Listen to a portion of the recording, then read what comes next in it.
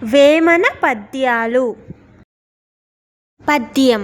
లక్ష్మి ఏలినట్టి లంకాధిపతి పూరి పిల్లకోతి పౌజు కొల్లబెట్ట చేటు కాలమైన జరప నల్పులే చాలు విశ్వదాభిరామ వినురవేమ.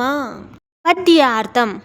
అపారమైన సంపదతో వెలుగొందిన లంకాపతి రావణుడు యొక్క లంకా నగరాన్ని కోతుల సేన వానర సైన్యం ధ్వంసం చేసింది.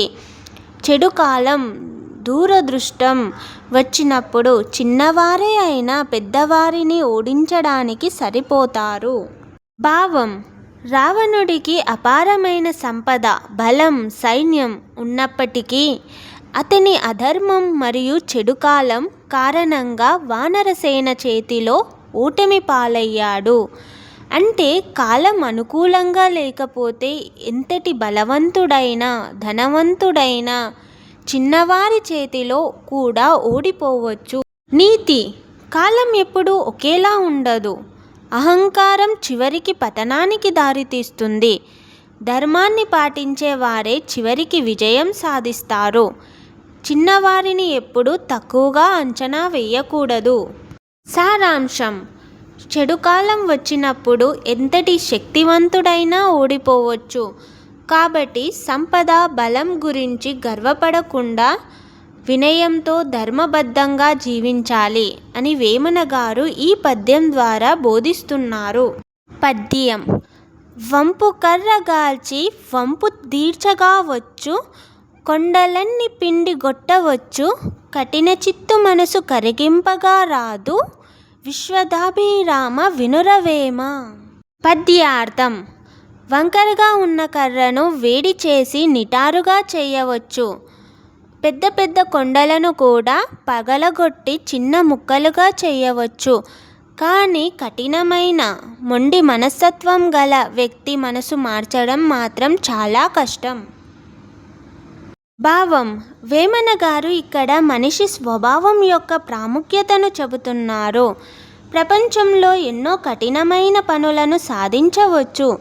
కానీ అహంకారం, మొండితనం, ద్వేషం, అసూయ వంటి చెడు గుణాలతో గట్టిపడిన మనసును మార్చడం చాలా క్లిష్టమైన పని.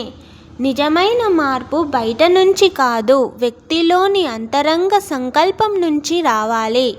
నీతి. మొండితనం మనిషి అభివృద్ధికి అడ్డంకి. వినయం, విశాలమైన మనసు గొప్ప గుణాలు.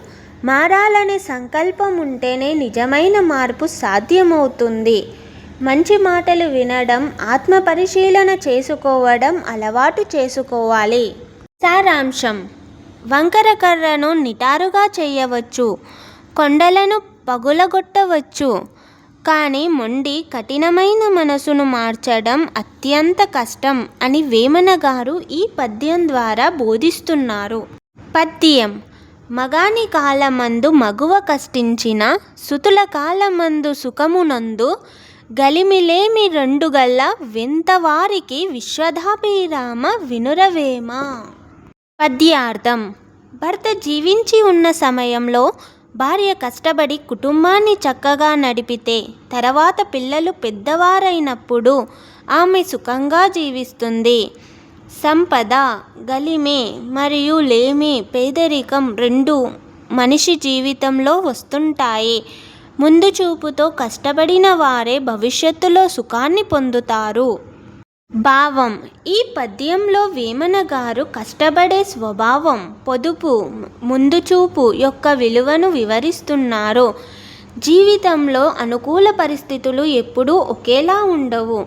మంచి రోజులలో కష్టపడి సంపదను సద్వినియోగం చేసి కుటుంబాన్ని జాగ్రత్తగా నడిపితే తర్వాతి కాలంలో కష్టాలు తగ్గి సుఖంగా జీవించవచ్చు. ఈ పద్యం రాసిన కాలంలో కుటుంబ బాధ్యతలను ఆ సందర్భానికి అనుగుణంగా వర్ణించింది. నేటి సందర్భంలో దీని సందేశం కుటుంబ సభ్యులెవరైనా శ్రమించి బాధ్యతతో వ్యవహరిస్తే భవిష్యత్తులో అందరూ మేలు పొందుతారనే విస్తృత అర్థంలో కూడా వర్తిస్తుంది. నీతి. కష్టపడి పనిచేస్తే భవిష్యత్తులో మంచి ఫలితం లభిస్తుంది. మంచి రోజుల్లో ముందు చూపుతో జీవించాలి. పొదుపు, శ్రమ, బాధ్యత కుటుంబానికి బలమైన ఆధారం. సుఖం, కష్టం రెండూ జీవితంలో సహజమే. సారాంశం: సమయానికి కష్టపడి బాధ్యతతో కుటుంబాన్ని నడిపిన వారు భవిష్యత్తులో సుఖాన్ని అనుభవిస్తారు. సంపద, లేమి రెండూ జీవితంలో సహజమే. ముందు చూపు మరియు శ్రమే నిజమైన ఆధారం అని వేమన గారు ఈ పద్యం ద్వారా బోధిస్తున్నారు. ఈ పద్యాలు మీకు నచ్చినట్లయితే please like, share and subscribe.